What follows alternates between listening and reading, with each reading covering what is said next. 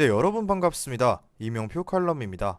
오늘 준비한 경기는 포르투 승부식 53회차 5월 9일 화요일 잉글랜드 프리미어리그 두 경기로 준비했습니다. 첫 번째 경기는 브라이턴과 에버턴의 맞대결이고요. 두 번째 경기는 노팅엄 포레스트와 사우샘프턴의 맞대결로 준비했습니다. 지금 바로 첫 번째 경기 브라이턴과 에버턴 경기부터 분석 시작해 보도록 하겠습니다. 자, 먼저 브라이턴의 지난 경기부터 간략하게 정리해 보도록 하겠습니다. 자, 먼저 브라이턴은 지금 1부 리그 6위에 위치하고 있으며 지난 경기 맨유를 상대로 99분 극적 PK 결승골을 넣고 승리했습니다.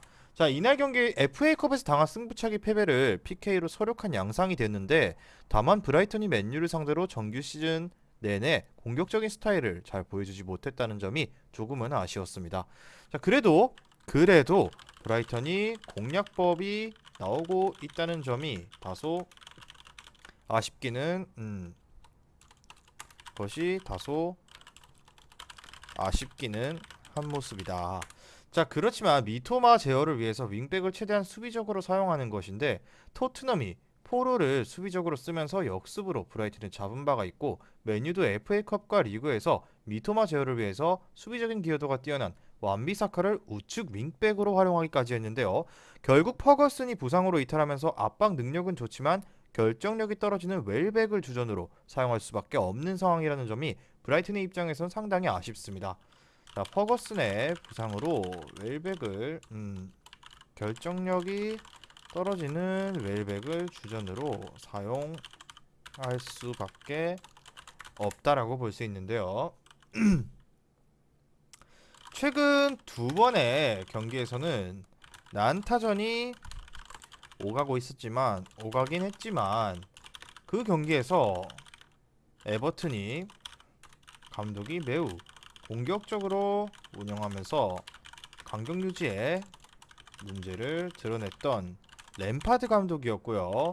이번 경기 에버튼의 감독은 단단한 두 줄 수비를 잘 구축하는 스타일의 션다이치라는 점을 충분히 고려해야 한다라고 볼 수 있습니다.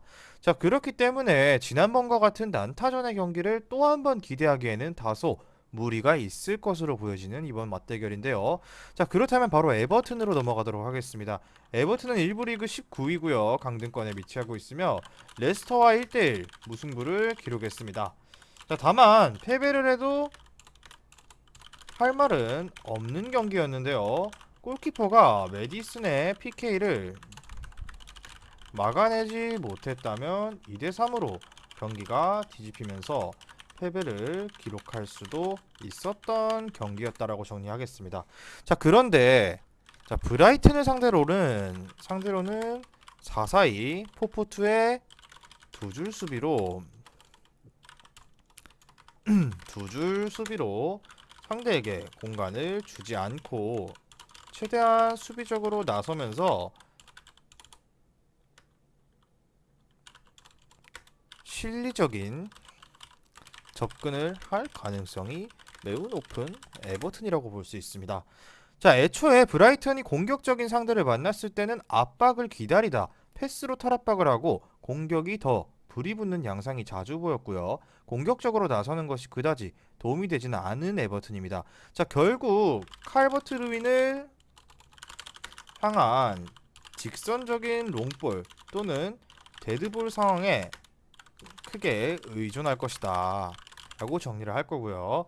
자, 최대한 저득점 양상으로 경기를 끌고 가는 것이 아무래도 목표인 에버튼일 것이고, 여기서 아쉬운 점이라고 한다면 맨유, 풀럼, 뉴캐슬 등 주도권을 잡고 밀어붙이는 팀에게는 결국 수비 라인이 뚫려버리는 경우가 많았다라는 점입니다. 자, 그렇다면 결론만 말씀드리자면 에버튼이 상당히 실리적으로 나서면서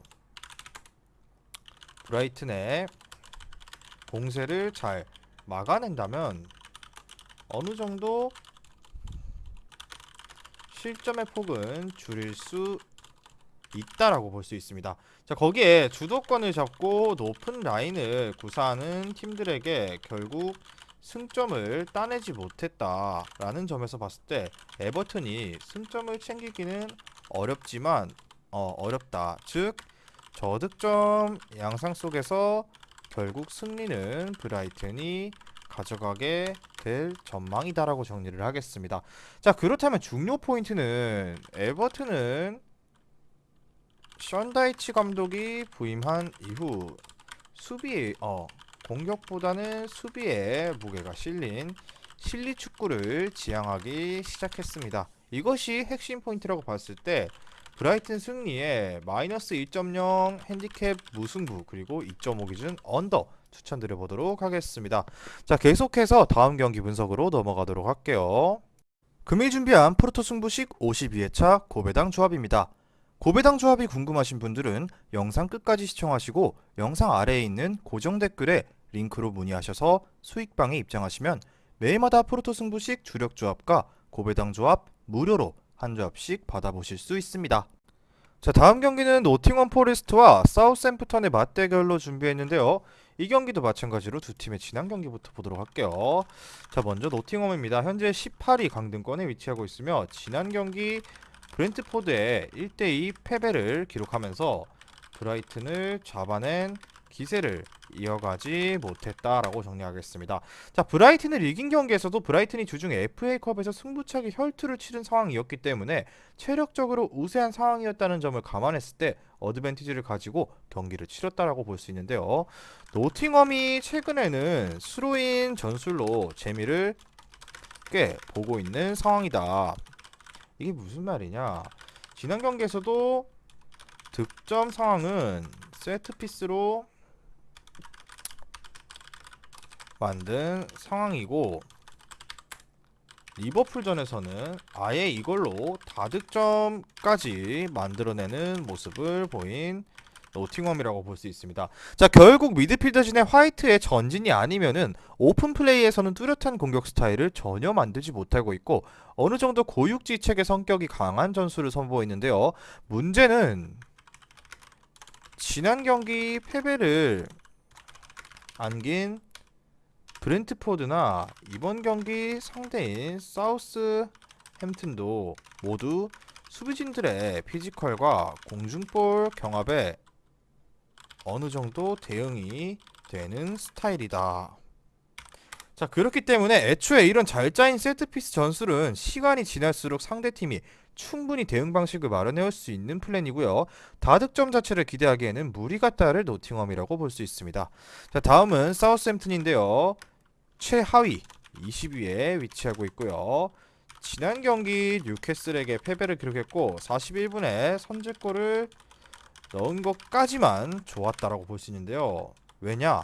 상대가 전술을 바꾸고 후반에 몰아서 붙이자 선수들의 퀄리티에서 너무나 많은 차이를 보이고 말았던 지난 경기라고 볼 수 있습니다.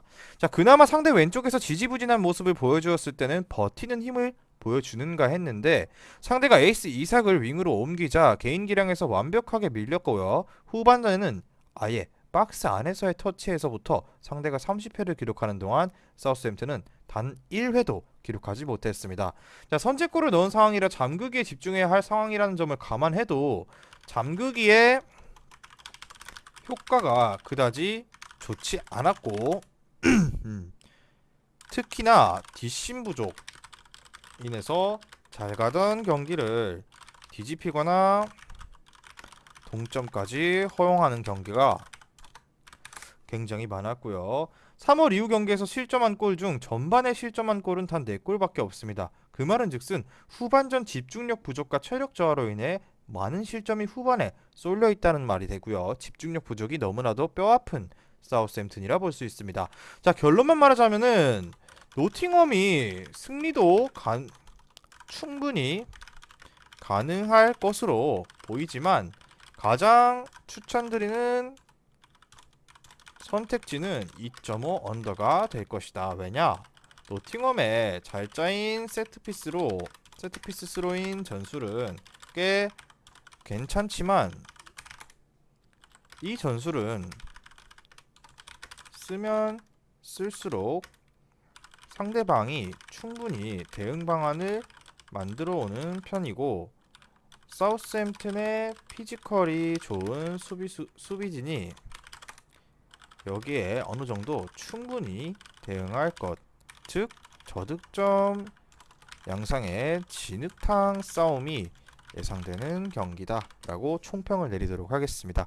자, 그렇다면 중요 포인트를 말씀드리자면은 노팅엄은 최근 세트피스 스로인 전술로 재미를 보고 있지만 이 전술은 상대 수비들 피지컬이 좋은 수비진에게는 전혀 통할 수 없는 전술입니다. 그렇기 때문에 일반적인 승리로는 노팅엄 승리를 굳이 가자면 노팅엄 쪽을 바라보지만 마이너스 1.0 핸디캡은 마찬가지로 핸디캡 무승부 추천드리고요. 2.5 기준 언더를 1순위로 추천드리도록 하겠습니다. 자, 오늘 준비한 잉글랜드 프리미어리그 두 경기 분석은 여기까지고요. 최종 조합은 영상 하단에 고정 댓글에 링크를 클릭하셔서 수익방에 입장하시면 매일마다 주력 조합, 고배당 조합 한 조합씩 무료로 받아보실 수 있습니다.